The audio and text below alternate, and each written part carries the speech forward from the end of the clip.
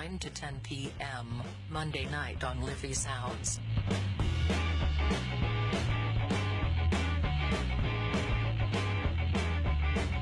The world you don't know.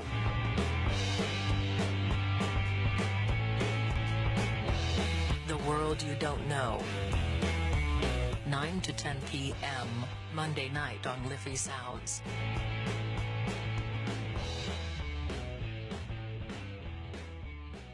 Now, good evening, ladies and gentlemen. You're very welcome along to this Monday edition of The World You Don't Know.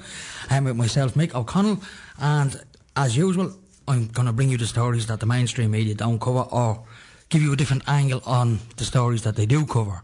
And there are some big stories in the media this week, not least of all the massive data breach or data leak over the weekend, basically detailing all the offshore bank accounts and tax havens of some of the world's rich and famous from all over the world. I mean, you couldn't make this stuff up, but the fact that it's all over the mainstream media leads me to think that there's something else going on. What that is, I don't know. I haven't really looked into it too much.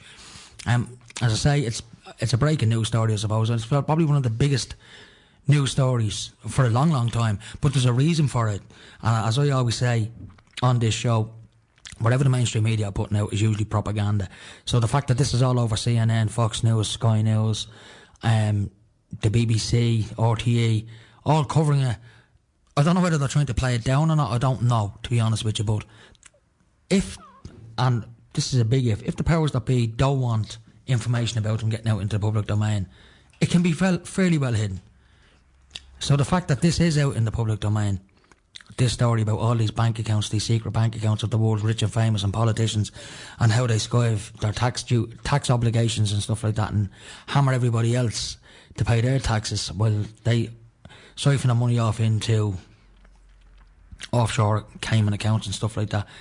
It's disgusting, really. But the fact that this big leak is probably even bigger than the NSA leak and the WikiLeaks leaks, because you don't really hear much about them anymore. But this one is a financial one. I think there's going to be a massive financial crash. I've said it plenty of times on the show before, that what we've seen in 2008 was mainly just the tip of the iceberg, that I think it's going to get a lot worse, and there's going to be a much bigger crash. Because, as I said before, if you look at even UN Agenda 30 as it's now known, I mean, I would have spoke about Agenda 21 before, but it's now been upgraded now to Agenda 30, i.e. the agenda for the United Nations from now till 2030, which is the next, 14 years.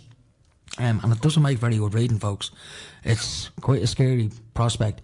One of the big things, and I've spoke about this on the show before, and I'm going to be getting a guest on in a few minutes, so I'm just waiting for Skype to boot up here on the computer. It's a bit slow.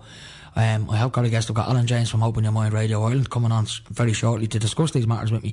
But just getting back to that story about this big financial leak and what's actually going on, I think there's going to be a much bigger crash, and I think this might have something to do with that.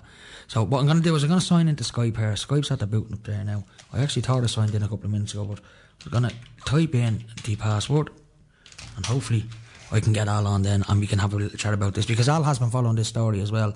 We spoke briefly earlier on Facebook in relation to this story, so I said we'll save it till we get on air, which is always the better option. Skype is booting up there now, as I can see on the screen, but it's very slow for some reason. The computer is not running on full steam for some reason. But anyway, getting back to this story, what I think is going to happen, I think there's going to be a bigger financial crash. And as I said before in the show in relation to the United Nations Agenda 21, which is now Agenda 2030, the plan is to privatise everything on the planet. And you can see that happening in this country now, with the banks getting bailed out in this country, but the people are not being bailed out for whatever reason, and people are losing their homes through evictions, and unlawful evictions, if you ask me, because it's completely repugnant to the Constitution that people are losing their homes. The dwelling is allegedly protected under the Constitution, but they're cute enough in the courts, they don't call it a dwelling, they call it a home or a house. So it doesn't fall under the Constitution. You have no protection from the Constitution when it comes to your home, but or your dwelling. But this is the plan, this is the UN plan, is to remove all private property around the world, to do away with all nation states around the world. This is the plan, and it's happening. You can see it happening, and it's going on, and it's going on quite a lot. And I think this big leak has something to do with that. As I said, I think there's going to be another financial crash. Don't know when it's going to happen. It could happen this year. There's been a lot of talk online that if there is going to be a financial crash, it's going to be 2016. I don't know. There was talk that it was going to be last year as well, but it never materialised. I'm just going to click this. I think Al is on there now. I'm just going to click his name there. See, does he pop up? Nope. Unfortunately, this Skype is acting up and it's not doing what I needed to do, unfortunately. But I'll do my level best to get Al on now in a few minutes, folks, and we can take it from there. What I'm going to do is I'm going to play a song. I haven't played a song on the show for a while, so let me see. Here's a song I haven't heard now for a good while.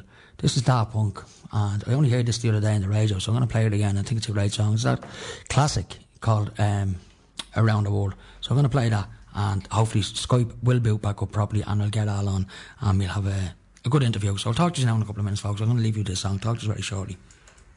And that was a little bit of Daft Punk there, just to give me a chance to get Skype up and running. As I said, the computer was running a bit slow, but I have Al on the line out, thankfully, at long last. It is 10 past, so I want to get this show on the road. Al, as I said, is one of the presenters on Open Your Mind Radio Ireland. There's a great show every Sunday night on OYMIreland.com, OYMRadio.com. Every Sunday night from 7 o'clock till 9 o'clock. Has some fabulous guests from around the world. Has some quirky subjects to talk about in the show. Has some very serious subjects that he talks about in the show. But all in all, it's an absolutely wonderful show. One that you should never miss. And if you don't catch it live on a Sunday night, you'll always catch the podcast on their page. I tend to share the videos as well. I didn't today, but I will do. I always do. So you can always get them the next day, and they have their website, OYMRadio.com, and it's always worth paying it a visit. Donate a few bob, keep the show on the road. Anyway, I'm going to go straight to Al. Good evening, Al, are you there? Good evening, Mick. How are you doing? I'm not too bad, and yourself? Not too bad. I'm trying to think of what the quirky shows were, the quirky subjects were. Oh, so you know, the UFOs and stuff like that, and you know, your stuff about consciousness. I'm just saying the average person would consider those quirky subjects. We don't, because we don't rule anything out in this weird universe that we're residing in. Of course, for sure. We're learning every day. That's the whole idea. Keep an open mind. Exactly, and that's the nature of your show. That's why it's called Open Your Mind Radio, because you need to have an open mind to listen to your shows. You have to. How are you going to learn? If you have a closed mind, how are you going to take in new information? And you know what? I seen a perfect example of that there the other day. I'm sure you remember a past guest that I had on, Terry Lawton. I had him on my show a few weeks ago talking about the chemtrail issue, which is a subject we've spoken about plenty of times on both of our shows. And Terry went on to 98 FM last, I think it was Thursday morning. He was on 98 FM, and they basically tried to ridicule him. You know, they were trying to couple the UFO subject with the chemtrail subject, which they've got nothing to do with each other. You know, they're totally different subjects. But he was talking about the climate engineering side of that agenda, you know, of the chemtrail agenda, assuming there is something going on, and you'd want to be blind to think that there wasn't. But I was sort of, the amount of support that Terry got on his own Facebook page was great. It was all, people were on his side. There was not a lot of criticism. But the amount of, I won't say sheep, but people who just don't get it, commenting on the 98 FM page and saying, oh, this fella's a whack job, where's my tinfoil hat and stuff like that. And I thought, you know, condemnation without investigation is the height of ignorance, and it was perfectly displayed that day. Well, that's it, Mick. I mean, this is why, in the early days, when you wake up to this information, you want to kind of tell everybody about what you found out, like a big secret. And people aren't interested in it. And, you know, the one thing you want to avoid doing is trying to force your opinion on somebody else. So what me and Steve over the years have realised after doing a lot of research and analysing this was to just to find out exactly how the person thinks. Because there's a lot of people out there that will say that I have an open mind, and as soon as you challenge their belief system, then the mind closes down. Yeah. And this is the whole thing. So forget about the information like the chemtrails. Let's find out exactly how that person thinks, and then point it out to them, because psychology has studied science. So you point it out to them exactly that you think you have an open mind, but actually you have a closed mind. Now, I know we keep going back to Aristotle. The mark of an educated mind is to be able to entertain a thought without accepting it. Now, if you can't even entertain something, I'm not talking about accepting it, but if you can't even entertain it, that means the programming of the system has worked, and you've closed down to any new ideas, even if they go against what you believe. Cognitive dissonance at its finest there. Sorry? Cognitive dissonance at its finest. Well, that's it. Some people don't want to believe the information that they hear because their world will fall apart. Especially people who are educated or have some kind of training over the years, like solicitors and lawyers and stuff like that. And when you tell them things and you think, well, number one, the arrogance will say that, what do you know? You're not a solicitor. And then if they realise that what you're telling them is true, well, they don't want to believe it because the world will fall apart. Because all the years they spent learning this subject and being told what's right and what's wrong is actually wrong. Yeah.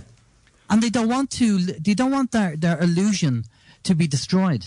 So they'll fight it tooth and nail because they don't want to realise that they spent 5-10 years studying something that's wrong. Yeah, I mean, I read a quote once on the internet. I think it was in one of David Icke's books. I'm not sure who said it, but he repeated the quote in his book, and it went something like this, that the people are so ingrained with the system, it's so bred into them, they're so caught up in it, that if you try to challenge them and try and break down their system, they will fight you to protect it, even though it's enslaving them. Of course it is. Exactly. That's it. Because, if they, especially on the religious side, people who are very religious, if they were to realise that actually we're not alone in the universe and there are ETs out there, there are certain religions in this world that they'll probably all commit suicide because of that, because of realising that religion is not what it is and there's life on other planets. And that's how scary it is for some people to open their mind to new ideas or new information. They just don't want to do it because it will shatter their life. Yeah. So that's what happens. It's nuts. Now, I want to get to what's going on now at the moment, Al. That's currently in the media, something we spoke briefly of earlier on. But there's two big stories that have been doing the rounds all this week in British media. And the first big story that broke yesterday was this big doping scandal involving a doctor and countless sports stars and footballers and stuff like that. Like anybody gives a toss whether they take drugs or not. You want to be, exactly. It's the people who watch football. I have all the height respect for anyone that has a passion for something like that. It's just a pity he didn't have a passion for other subjects too. But as we all know, stuff like that is designed to divide people. So you're basically watching millionaires kicking a bag of air around the field every weekend. But now you have this big doping scandal, and it was conveniently released at the same time as this Panama Papers scandal. So, exactly. Go ahead. The doping scandal now it doesn't overshadow that story because for me that's the bigger story. I'm no interest in the doping story. I couldn't care less. Well, the thing is with the doping stuff is that, you're talking about sports stars who could have taken a cough medicine with some kind of, chemical or drug in it, which they didn't realise, and all of a sudden it comes up out in the urine or their blood sample, and they're told that, well, actually you're not going to be doing any more training until an investigation is taking place. That's the innocent side of it, and then the other side is obviously sports stars who actually take the drugs because they want to enhance their performance, and obviously the doctors behind as well.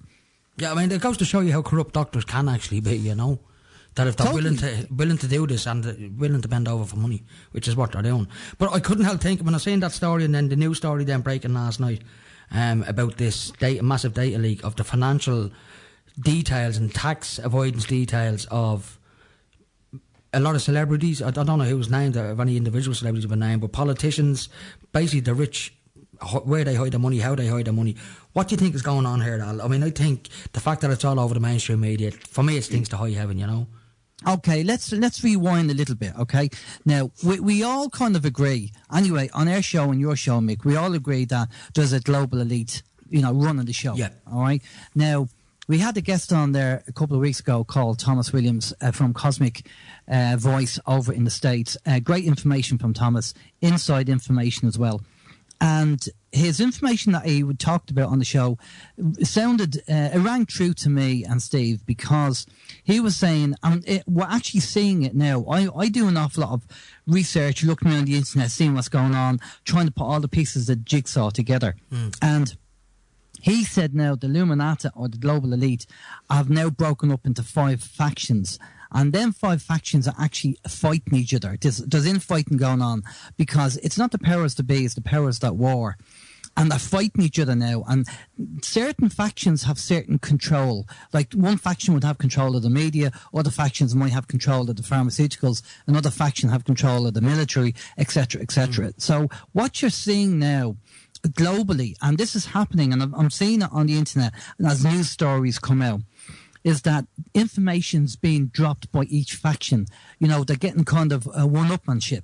And they're saying, well, you did that, we're going to do this, we're going to expose this, and we're going to expose this. And that's great in a way because, as Thomas said, these factions are infighting, so let them fight each other. And what's ever left of the 5 factions, then they'll do the tidy up. The white hats, if you want to call them that, will do the tidy up. So maybe this Panama Papers is part of one of the release of one of the factions. But we'll have to kind of look at it a little bit closer because we have 2.6 terabytes of data, 11 million documents over a 40-year period. Now, we all know about offshore bank accounts. Yeah. Sure, you and me, Mick, if we had the money, we could do it. We could set up an offshore registered shell account in the Cayman Islands. It'll cost us between 1,200 and 1,600 quid a year. And that's basically for tax reasons and for money laundering or putting money away so the taxman can't see it. Yeah. So that's what the offshore accounts are there for. And we all know that everybody does it on the millionaires.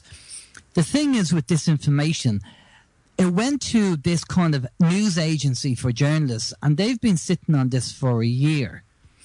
And there's only, now, I know it's 11,000 documents, oh, sorry, not 11,000, 11 million documents, so we have to go through them.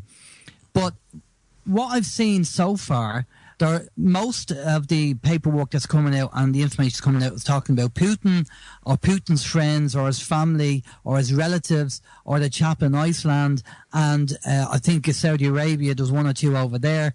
Now, I'd like to think more information is going to come out and we'll hear more and hear more about the Irish side of things. But at the moment, there's only a certain amount being released. So I'm not going to hold my breath. I just want to see what else comes out because CBS News did a little article about it, and they said, oh, there's no American people being mentioned on the list. You know, now it is CBS, and that's Control Media, but I won't hold my breath. I'm sure there's a lot of Americans on that list. I want to hear people like Kissinger, Soros, all these kind of the Rockefellers, Rothschilds, all these kind of people. That's when I'll know that the information's being pushed out properly. Yeah, Benjamin Fulford, whether you want to believe anything that man says or not is irrelevant. He puts out his blog every week. I'm sure you see his blog every week, Al. But he claims that, as I said before, there's a fight going on between Asian royal families and Asian dynasties who go back centuries, and the Khazarian mafia, as he terms them, i.e. the Western cabal, you know, the Rockefellers, Rothschilds, that lot, the Zionists. He claims there's a battle going on between them for financial control of the planet, basically. Now, what he says is that the ones in the West want to start World War III and cause nothing but bloody chaos and bring in a one world governmental system, microchip the population. I mean, last week it was our dogs now have to be microchipped from the 1st of this month. So it started. You can see this is going on, you know, it is happening. But he claims that there's a battle going on between them and the White Dragon Society, as he terms them, from East Asia. And the Asians, what they want to do is they want to create a global paradise where there's no hunger in the world. There's none of the crap that's going on, you know, where there's no debt. Everyone has a decent standard of living. The whole lot, the environment has been looked after properly, as opposed to the destruction that the Khazarian mafia, as he terms them, want. Do you ever look into that blog, or do you put any weight on that, Al? Do you think it's just bullshit, or there could be something in it? You know, when you see what's going on right now with this big data leak, like they're spilling the beans on each other. That's what it looks like to me. Well, this is exactly the 5 factions that are doing this. They're actually, dropping information out there because they're getting a one-upmanship between each other. I used to read Benjamin's blog all the time, and I kind of don't do it now. Now and again, I go in and have a quick read, but I do kind of take it with a pinch of salt. Yeah, same here now. I take it with a pinch of salt. I'm not saying I put stock into it. I do and I don't. Do you know what I mean? I look at it and I say, well, if this is real and it works out for the best, good. You know what I mean? And if it's not real, well, he's a great storyteller. Fair play to him. Exactly. Well, it's worthwhile looking at it, but again, always keep an open mind. Oh, without doubt. If you look at what's going on, we have threats of viruses, we have threats of war, World War III, and the financial system collapse. Now, if any of these, especially the financial system and World War III, if they kick off, that fits straight into what the cabal want. Okay, and what we were told is that the white hats, let's call them the white hats, whatever and whoever they may be, But what the white hats are doing is stopping the financial system from crashing, because that will play in. Because what the cabal want to do is they want to crash the dollar and the financial system, and then come in with a new digital currency financial system, which they'll control again. Yeah. And the oil is the same thing. And what the white hats are doing is stopping the oil from going down to like $10 a barrel, and stopping the financial system from crashing, because the white hats know that that's what the cabal wants. Yeah. Listen, I need to go to a set of ad breaks, so would you mind muting your microphone for a couple of minutes? No problem, Mick. That'd be brilliant. Folks, we'll be back in 2 minutes with Alan from OYM. Talk to you very shortly. You're listening to Liffey Sound on 96.4 FM. Now, folks, you're very welcome back. And just before I go back to Al, I just want to read out a text my good friend Ray Moore sent in. He says over the past few days he's been talking to John Irwin, who was a past guest on the programme, and he's basically saying that there's going to be some big doings this year. Now, John wrote a great book called The 16. I'd recommend it, actually. He's a very good guest, some very good information about what the British got up to back in the 50s and 60s. But Ray was basically saying that he sent Alan a picture of what the enemy looks like, the cause of every problem on the planet, something to do with the Nephilim or something like that, which is another subject that was spoken before about on the show. And there's been talk about that as well, that you've got all this Planet X stuff and all that, and does it all play in together? Who knows? Anyway, I'll go back to Al and see what he thinks. Al, are you still with me? I am indeed, Mick. I don't know if you heard what I was just saying there. Ray Moore, he sent me a message there via Skype. He said he sent you a picture today. That's right, I seen the picture. I actually have a copy of John's book. I was down in Dingle there a couple of weeks ago for a Payne Genie training course, and Richard had a few of John's, a few copies of his book, so I bought a copy of John's book. I haven't got around to reading it yet, but I'm looking forward to doing it. I've had John on my show before, once before on the show, via yourself, of course, and you've interviewed him many times, and he has some very startling information about what the British got up to, and now he's been in contact with Ray, basically saying that there's going to be big doings this year, and there is a lot of talk that something big is going to happen this year. And if you look at global politics and what's going on in the world and what's not going on, what you think should be going on, it feels like to me that there's something brewing. With the way the media are behaving, the way countries are behaving towards each other, you know, they're ramping up North Korea again, saying they're, you know, posturing with each other, you know, pointing missiles at each other. And no, you're right. There seems to be a lot going on, and there is a lot going on at the moment. Thomas said to us that watch out for Switzerland. Something this year regarding Switzerland that might be brewing. But yeah, there's an awful lot going on. Again, with the factions infighting. Now, people have to remember that although we call them the powers that war, and you would think they'd just say, okay, fair enough, the game is up, we're going to behave ourselves and we're not going to do this anymore. They're like a little child in a playground saying, well, if you're not going to let me play with your ball, I'm not going to let you play with the ball either. And they stick a knife in it. And this is the attitude of the cabal. You know, they will carry on doing what they're doing. Because I said it to Thomas. I said, you know, we're still seeing the chemtrails. Although the cabal might be on the back foot and the white hats might be shutting them down bit by bit, and more evidence is coming to the surface, they will still carry on doing what they're doing until they're literally locked up so they can't do it. And what do you think? Like, I hope like nothing like World War III starts this year. They seem to have backed off Iran now. They don't seem to be as, you know, this you know, playground bullying tactics that we see with the Americans towards the Iranians over the last few months. They seem to have backed off a little bit now. Now they seem to be back on with Syria again now, banging on about Assad, getting rid of Assad and stuff like that. Now, I was listening to the Richie Allen show last week. He had a lady on his show last week, a journalist from Syria who lives in Syria, and she was telling him about the stuff that the mainstream media are not reporting on, about what Putin is doing over there, how he's getting rid of ISIS and stuff like that over there, you know? That's right. They said the Americans said something like, oh, it's going to take us 6 months and X amount of millions of pounds to actually get rid of the factions over there. And then Putin went in 6 weeks and did all the work. Something like that. It was just, you know, it's all the American side of things. I mean, why are they over there in the first place? You know, I mean, it's not their country. Well, we know why you went in. We know why you went in, although people don't realise why they went in. But they shouldn't be going in at all. It's none of their business. Yeah. And I'm sure if China or Russia went in and dropped themselves into North America somewhere and said, right, we're going to sort all the problems out here, the Americans would be up in arms and saying, what are you doing in their country? It's just ridiculous what's going on. But as you say, there's more being exposed on a daily basis. There's more coming out.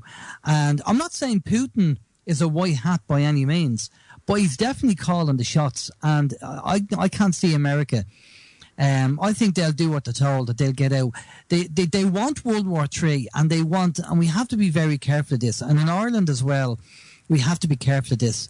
We know how bad things are at the moment. I'm involved with the National Land League, and we're in touch with various people in the hub and anti-eviction task force. And there's a lot of people going through a lot of austerity. I mean, we're all suffering. I mean, we don't have the money. We can't, do anything. We're lucky just about to afford the bills. In some cases, we can't. We have to rob Peter to pay Paul. But the last thing we should be doing is getting violent. For the simple reason is that's going to play straight into their hands. They will say, we have to have a curfew. Martial law will come in, and they'll say, well, it wasn't my fault. It wasn't their fault. It was, the people rioting. So we have to have peaceful civil disobedience, not trouble. Full-on global mass non-compliance. Exactly. That's something that David Icke has been calling for a long, long time.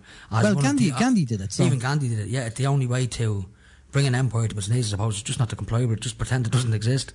That's it, exactly. We have to make, the government has yet to be organised. They're still, fighting over the bits of biscuit that's left on the tray, and they're sorting out what they're going to do. But the world carries on. Yeah. No, the only reason why we need government is to administer Ireland. We don't need them to be bringing in more legislation to restrict our freedoms and to be bringing in more laws that get more money off us through taxation. Yeah. Taxation. That's what's happening. And people are beginning to go, okay, enough's enough, I think people are starting to wake up en masse now. I think people are getting a pain in their arse with what's going on in this country. And I think an awful lot of people, and I've been feeling this all week, particularly in Dublin, with the Easter Rising celebrations, the way it was hijacked. You couldn't even get onto O'Connell Street last week unless you had an invitation. I heard about that. That's pretty bad. I mean, how dare they? And then to put the cherry on the cake. And I think this is insulting. And don't get me wrong, I believe anybody who dies in any conflict, particularly if you don't know the reasons behind that conflict. I mean, the reason the British Empire were in this country, what they're doing in this country, and why they're still in this bloody country. I mean, they've never left. But the people who fought on their behalf were naive young men, do you know what I mean? Who were sent to war, who were sent into this country to slaughter Irish people. And don't get me wrong, they had families too, and I'm sure their families would have mourned their deaths and their ancestors mourned their deaths. I get that. But to commemorate them on the same bloody wall as those who took part in the rising to get rid of British rule, to put the names of the soldiers who were sent in to suppress that rising on the same bloody wall, what in the hell is this government doing? That was a slap in the face to every Republican. Whose logic was that, and who decided that? Well, I think the Crown decided that. I think it wasn't in the Irish government's hand. There was something very funny going on here last week in this country. Yeah, this country was hijacked last week. I mean, just to put the actual tans on the same wall as the people who fought for Ireland for its independence. And don't get me wrong. I believe if the British want to commemorate their dead, who they sent over to this country to kill Irish people, if they want to commemorate them, by all means, build a monument in London for them and put their names on that. But don't stick it in the middle of Dublin and desecrate the names of those who stood up for that proclamation and stood up for that rising. Yeah. No, I'm not kind of. And I'm not saying that in any way, but I kind of agree with that. I mean, it is disrespectful. It is disrespectful. And I'm not saying that in a political way, because I'm not political. I've been totally apolitical about this. I just think it's an absolute insult. Call it what it was. It was a rising against British occupation in this country. That's what it was. And here they are putting the names of dead British soldiers alongside the names of the fallen Irish who stood up against the very people who were oppressing them. Yeah. What? I don't know. I don't get it. It's like... I don't know. It's like putting the name of the drunk driver on, the gravestone of a person he's knocked down. Yeah. Do you know what I mean? Yeah. That's exactly what the great thing about life, Mick, is that change is inevitable. And even though they might do that now and have that up there now, you know what? Maybe in 5 or 10 years' time, we can knock it down when we have a proper government in place and we can change it. Yeah. I mean, don't get me wrong. As I said, for all people involved on all sides, including any British young men who would have died in this country, they were the ones getting shafted just as much as the Irish, you know what I mean? Of course, Because a lot of people don't realise that the British suffered just as much as the Irish did under the Crown. But if you know look what I mean? at The say, common World man. War One, all the British troops that died, where they just had to get out of the bunkers and walk towards the enemy, Yeah, they were knowing children. that they were going to be killed. But they were And kids there was sent to the slaughter. thousands of them. You know, and this is what the problem is with the hierarchical system, is that you have one person, say like the Gardaí, for example, over here in Ireland. You have the police commissioner, and she's deciding with the elites in the government what needs to be done. And then, I mean, she doesn't know anything about Gardaí policing or anything like that. And yet she will make a certain rule or regulation or whatever and pass that down to the ranks. And the guys, the Gardaí that have the feet on the street, have to kind of comply with that, even Well, if funny they you should don't say that like now. what's being said. Robbie was in town last week. He was trying to get down a couple of streets that were blocked off. And he asked the guard, he told me this last week, he asked the guard, why can't I go down that street? He says, you can't, it's blocked off. He says, well, why is it blocked off? There's no reason to have the road blocked. Look, you're not getting down there, I'm just following orders. And Robbie looked at him and says, so did the Nazis. Yeah. That's exactly what he says, I'm just following orders. Well, this is the, you know, again, it goes back to the Nuremberg excuse, you know, and believe it or not, I think I said this to you before, Mick, and I looked this up. The European Nuremberg law states that if a Garda superintendent tells a guard to do something that goes against the law of the land, that guard is liable. And he's obliged not to do it. Well, he's obviously obliged not to do it. Now, if he doesn't do it now, God knows what happens to him and his career. But at the end of the day, if he does something the supervisor tells him to do, which goes against Irish law, then he is accountable for that. And rightly so. Yeah. I mean, that's the way things should be. I mean, that's the way you'd expect it to be. But like, as you says, we're just following orders. Well, this is the problem. So people need to kind of query the orders that they've been given and whether they're legal. It's mad. The world has gone mad. I've just got another text in off Ray. I'm going to read it out. He says, you know how these people work? He says, my thinking is placing an energetic symbol in the middle of Dublin as is probably their first chance since Nelson Collapilla was blown up. Are you talking about the spire, Ray? I wonder, is he talking about the spire in the middle of O'Connell Street? Yeah. Well, the spire was there. I mean, they said it's supposed to be for a landmark or something, but we know that things like that, obelisks and stuff like that, London is full of them. Well, that's what it is. It is an energy, obelisk. and It they is can an obelisk. manipulate the energy from them. I remember reading it, or it wasn't even something I was reading, Al. I'm sure you might have seen it. It was a series of videos that were on YouTube. They're up there years, called Pyramids, Octagons and Domes. And it tells you the connection between the three. If you're looking at it mathematically, they all add up to the same number, a pyramid, an octagon and a dome. Like a dome is 360 degrees, the octagon is whatever that is, and then the pyramid is whatever that is. But they all add up to 360. And he was saying these buildings are all built that way by design, including obelisks, because it's to do with drawing energy down the ley lines and stuff like that. That's why when I seen that thing getting put into O'Connell Street, I was always wondering, like, why is that there? You know? Yeah, well, that would be a focus of energy. And if people want to really see how this works, have a look at the street map of Washington, D.C. You know, it's actually, if you look at it and it's drawn out, it's like an owl. You can actually see the owl design in the actual layout, as if it was predetermined. I wonder why. But, yeah, that is very interesting. So layouts of architecture and the way buildings are laid out, a lot of it is done for a reason. It's not just accidental. And it is an obelisk. There's another one up in the Phoenix Park then as well. A lot of people don't realise that. You've got the monument in the Phoenix Park, which is an obelisk sat up on top of a pyramid. Yeah. And if you look at the steps of that monument, it's nearly a complete pyramid, and then you've got the obelisk on top of it. Yeah, yeah. I mean, there is. I mean, we know about this. Now, I'm not going to pick on the Masons, because most of the Masons are on a lower level. It's just a boys' club where you go off for lunch and you bring the wife out and stuff like that. The higher levels on the Masons know about this sacred architecture and how to control and manipulate the energy, and that's why they do it. Oh, Ray just sent another thing in there. He was talking about Nelson's column, actually, is what he was talking about. That was it was deliberately placed there in the middle of O'Connell Street back in the day. But as you said, they've replaced it with a similar thing anyway. Yeah, It's an obelisk. Yeah, it's all control and manipulating energy. And of course, there's ley lines. I'd love to see the ley lines of Dublin. Of Dublin, yeah. I've always see wondered if the spire is actually on a ley line.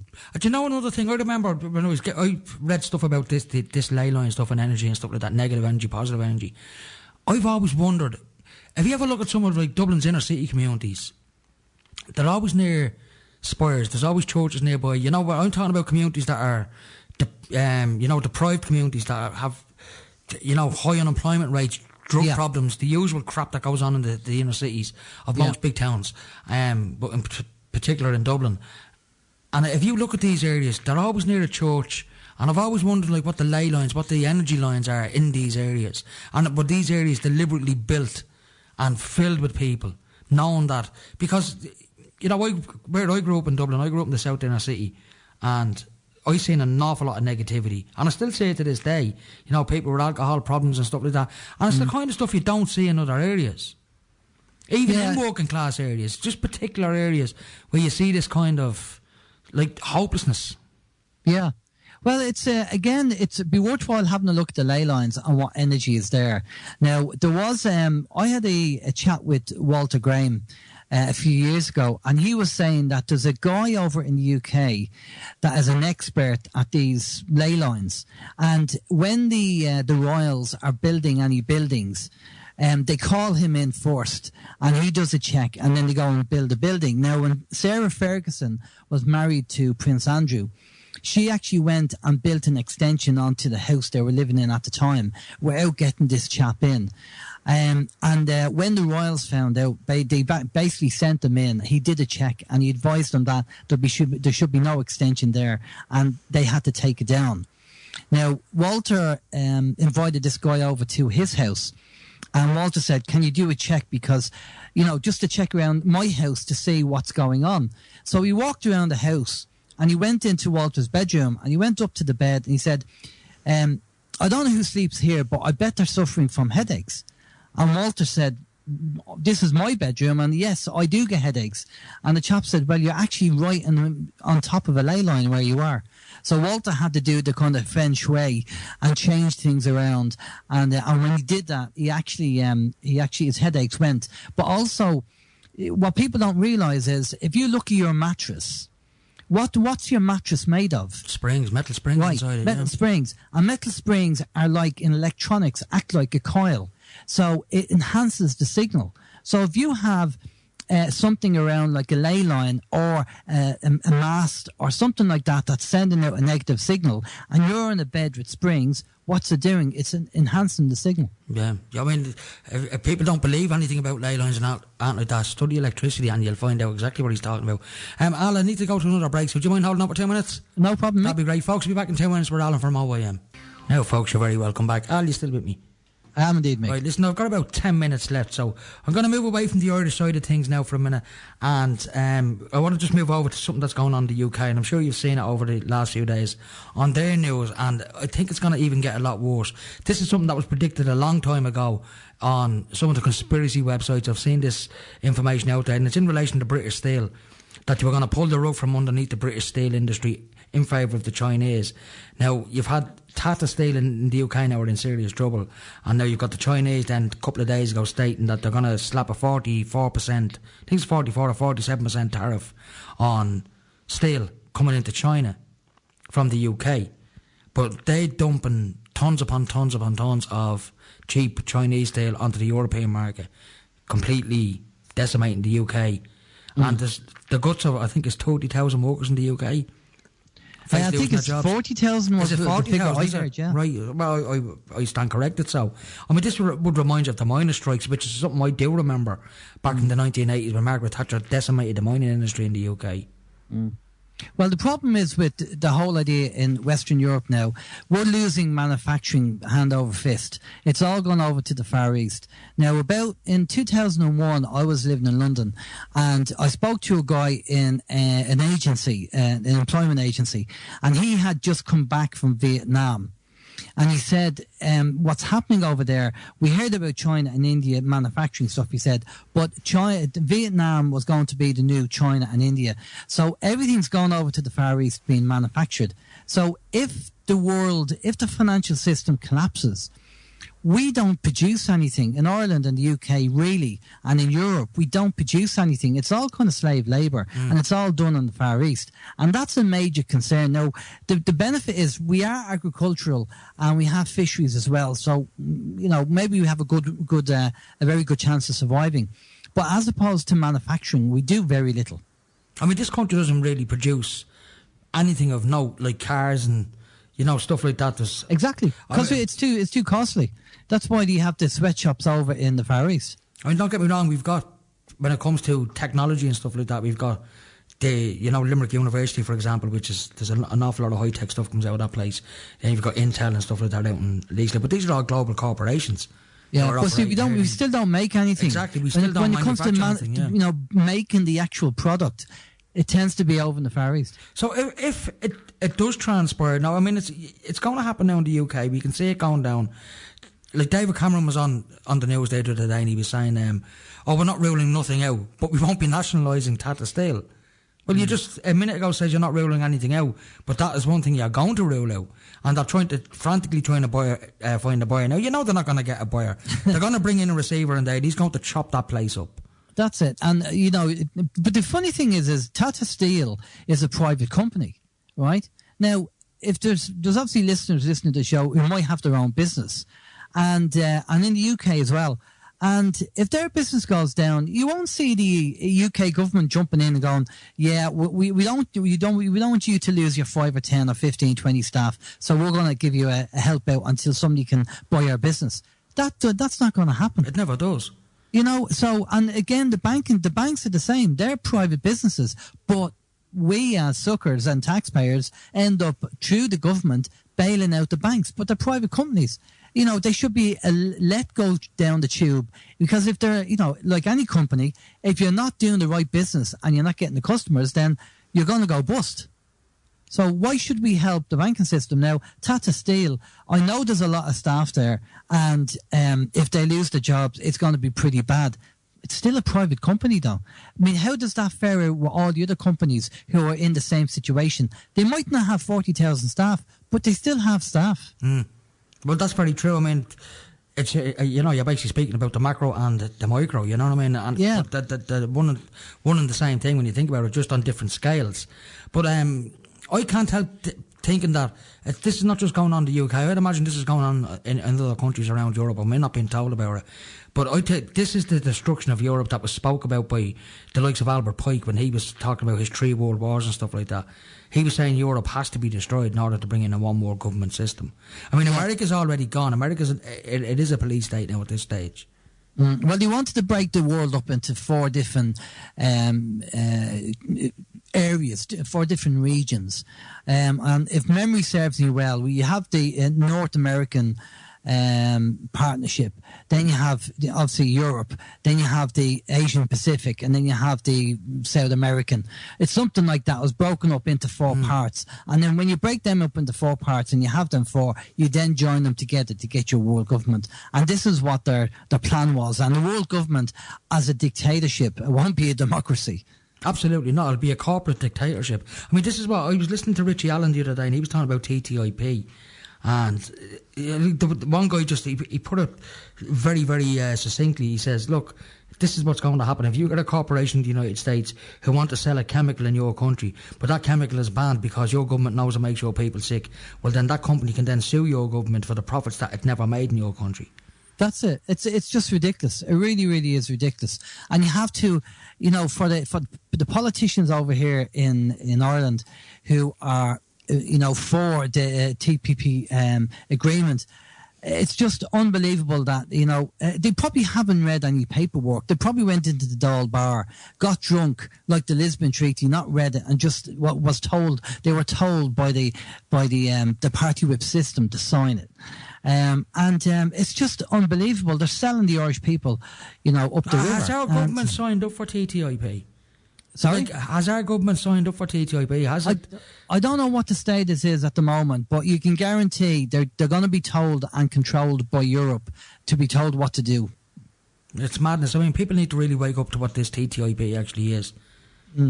Yeah, well, what can you do? See, a lot of people are in the comfort zone. There is a kind of level of the I'm OK Jack side of things with people. And Bob Chapman, who's unfortunately passed away, he was he did international counter-terrorism, and he spoke about 6 languages. And we asked Bob, he was a financial expert as well, and we said, Bob, what can we do? He said, until people are finding it hard putting food in the children's mouths, he said they won't do anything. He said by that time it might be too late. But that's the problem, isn't it? It's like the frog and boiling water scenario. Exactly. If you put a frog in, I'm sure the listeners have heard it before, but if you put a frog in warm water and then boil it slowly, he won't jump out. But if you throw him into pure boiling water, he will jump out. Exactly. Well, to end on a positive note, the only people that can solve the problem is us. Me, you, and everybody else listening to this show. We are the people that have the energy that will solve it. Don't rely on the government. We have to get up off our arse, and we have to do it. And we have to, whether that's time banking or helping each other out, or whatever it is, get involved with a volunteer group and start helping each other. Yeah. That's when the change is going to take place. Bring back the community, because that's the problem. Communities have been shattered all across purposely. And purposely shattered as well, whether it's financially shattered, families breaking up, it's madness. But it's all deliberate, folks. It's all part of the United Nations Agenda 2030. It's now not Agenda 21 anymore, it's Agenda 2030. Yeah. Well, listen, it's been an absolute pleasure having you on. It's been great catching up with you. Thanks, Mike. Thanks for having me. Do you want to give out your web address? Just let the listeners know where they can find your website. If you want to tune in, it's every Sunday 7 to 9. Myself and Steve, who's my co-host, will be on there. The website is oymradio.com. As I say, every Sunday, pop over there, and that's where you'll find us. Thanks, Mick. Thanks for having me on. Listen, thanks very much, and I'll talk to you again very soon. Bye-bye. Thank you. Folks, that was Alan James from Open Your Mind. I actually called him Steve there. He put the word Steve into my head, and I called him Steve, but his name is actually Alan. And he's a great guest. I get him on every now and again, and he's great to have a chat with and a catch up with. You can text the studio if you want. I should have given the text number out earlier on, but I forgot. 08706271138. There is a Facebook page. It's called The World You Don't Know on Facebook. You can go on there. There's links on there then to the website. It's theworldyoudon'tknow.wix.com/The World You Don't Know. It's a Wix website. You can go on there and have a gander around that. And if you do, there's a page on there called Get the App. You can get the app for this. You can download PapTap from the marketplace, and then via PapTap then you can get the World You Don't Know app, and all the podcasts are on there. So you can spread the show out or have it on your smartphone and tune in every week. So folks, this has been the World You Don't Know. Until next week, take care, and remember, the world is full of great people, and if you can't find them, be one. I'll talk to you all very soon.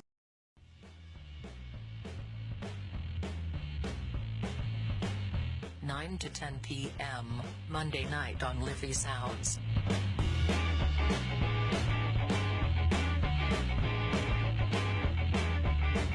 The world you don't know.